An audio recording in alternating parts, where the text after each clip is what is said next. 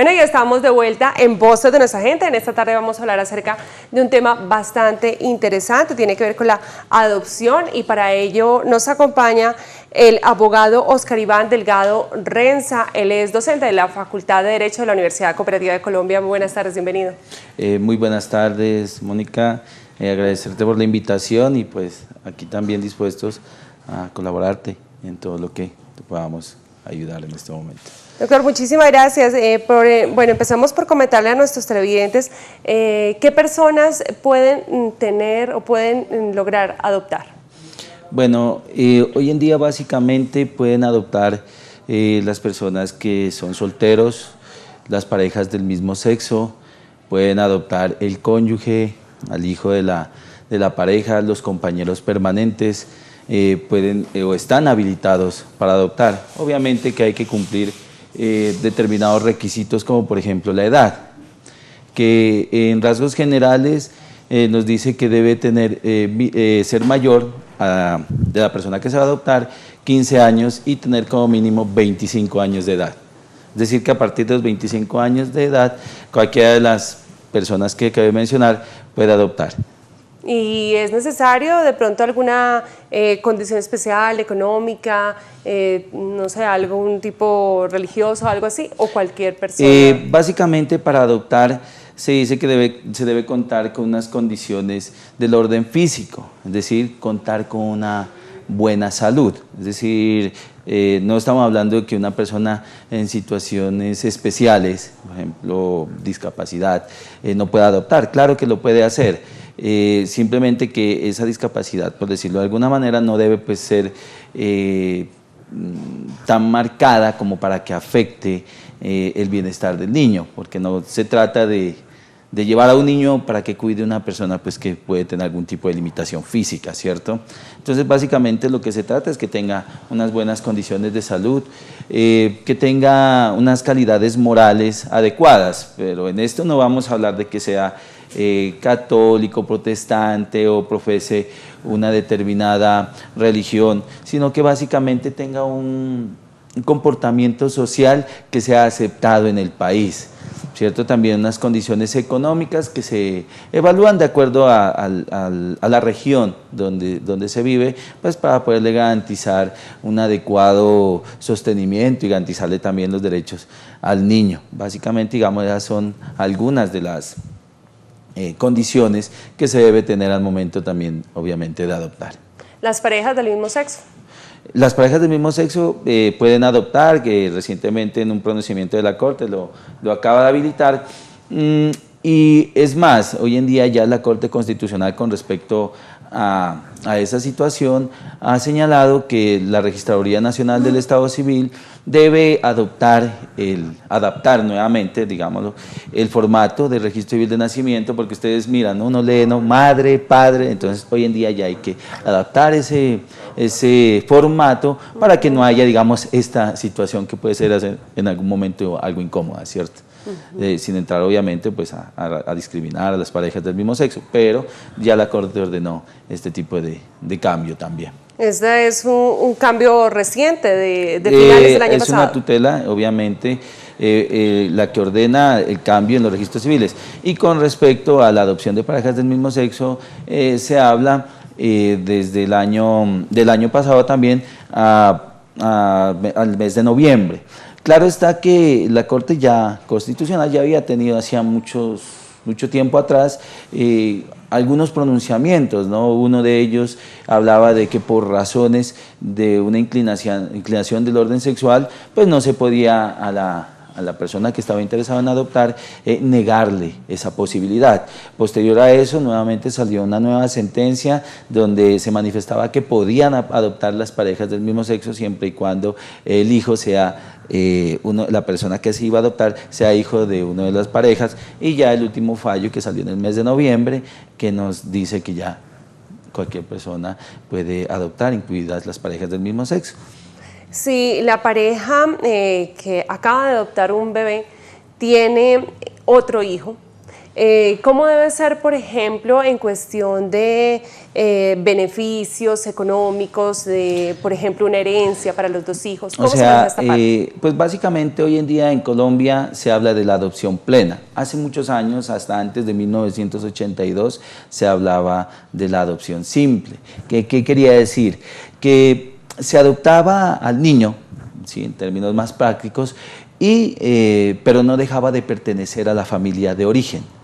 ¿Sí? Se tenía todavía ese parentesco. Hoy en día ya se habla de adopción plena, que significa que ya la persona deja de pertenecer a su familia de origen y pasa ya a pertenecer a la nueva, a la familia que lo adopta.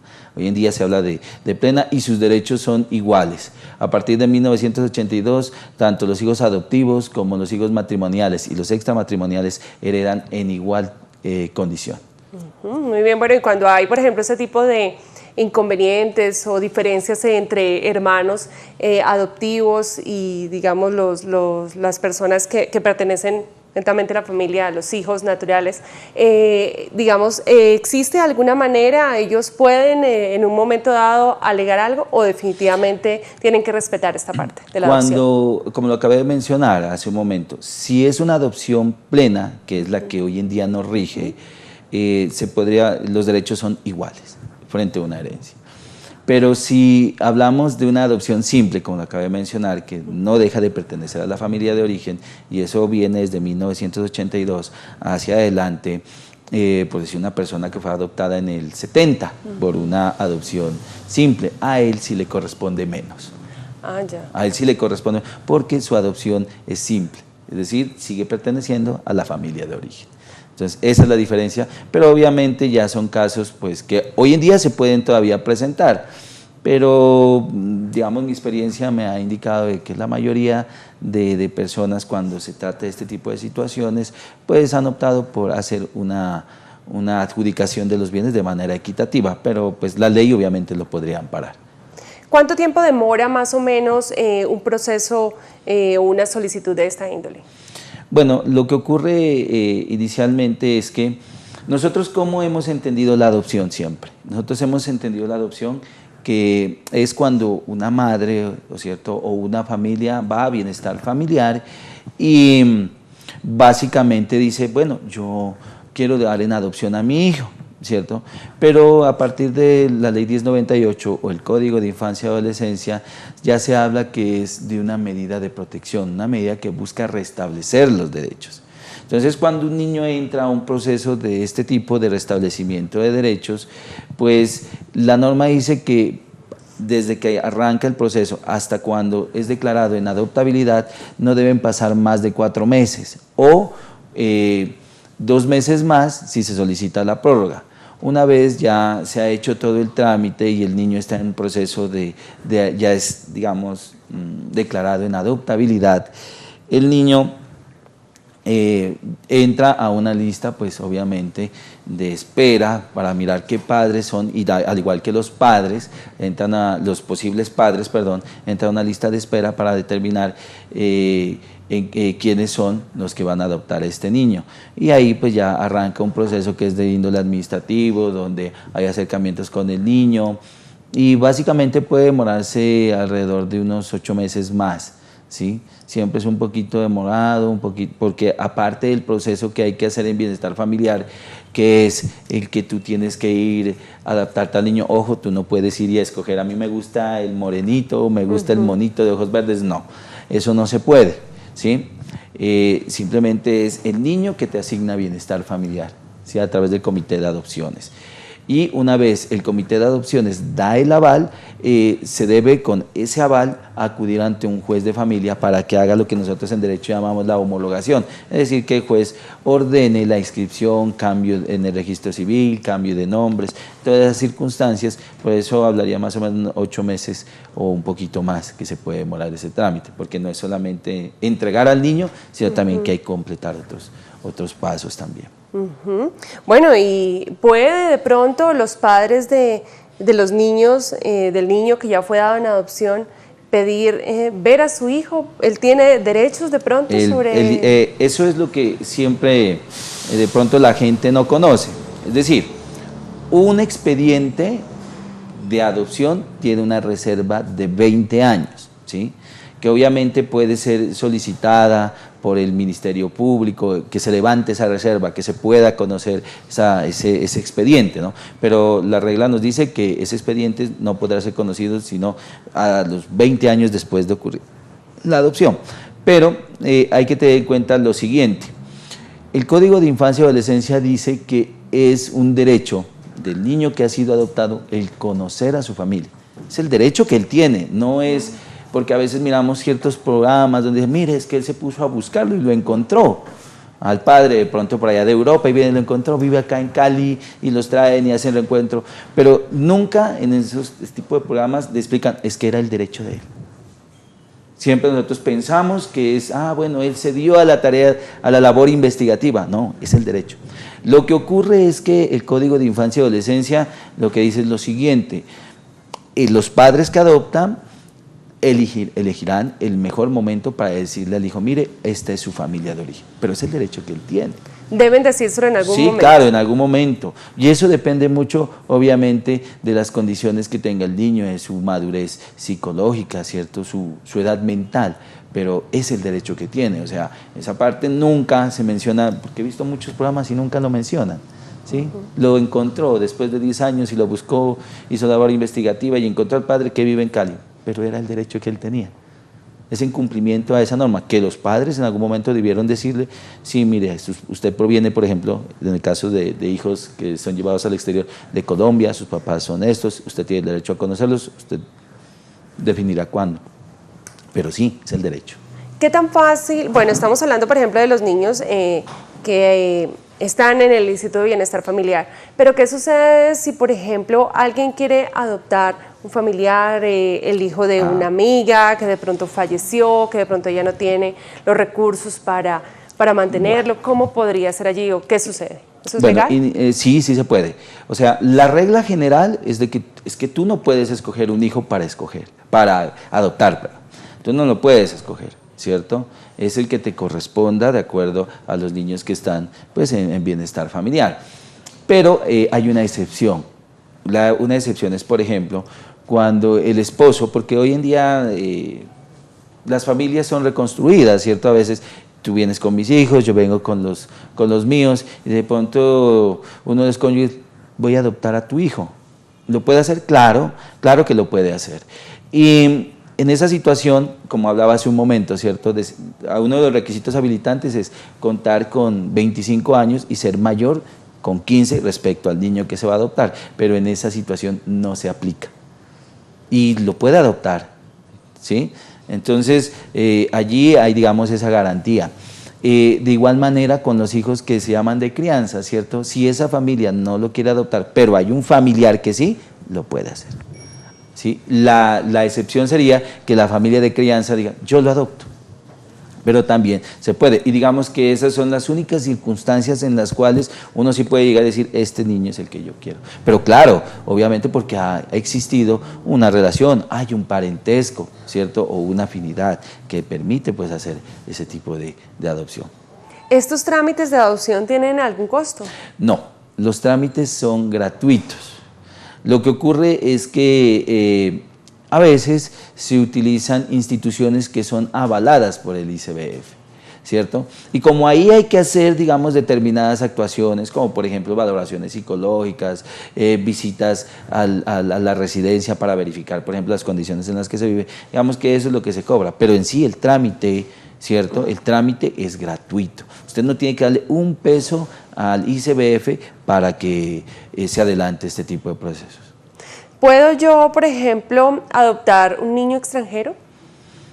Sí podrías, sí puedes.